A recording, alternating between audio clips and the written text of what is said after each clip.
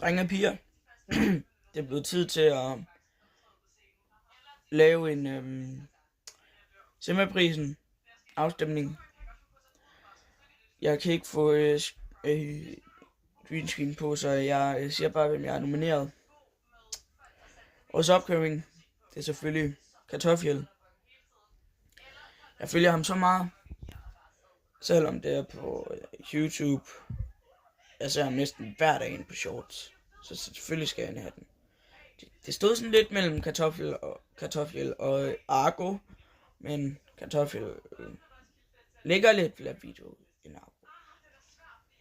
Men I må selvfølgelig stemme på, hvem I vil. Jeg siger i hvert fald mine stemmer.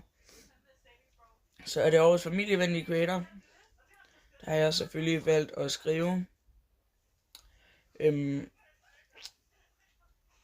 Ja, det er i hvert fald ikke Guldborg. Jeg har skrevet Morten Mønster.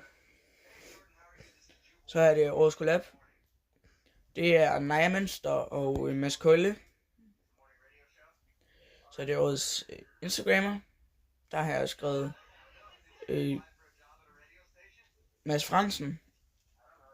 Og årets TikToker, der har jeg skrevet Mads Dyr. Årets streamer, selvfølgelig Rasmus Søndergaard. Årets content, der synes jeg, at vi lige skal lægge lidt pres på, eller selvfølgelig, når vi ikke med den tragiske historie med Dingomissen, så der har jeg så valgt at stemme på Dingo.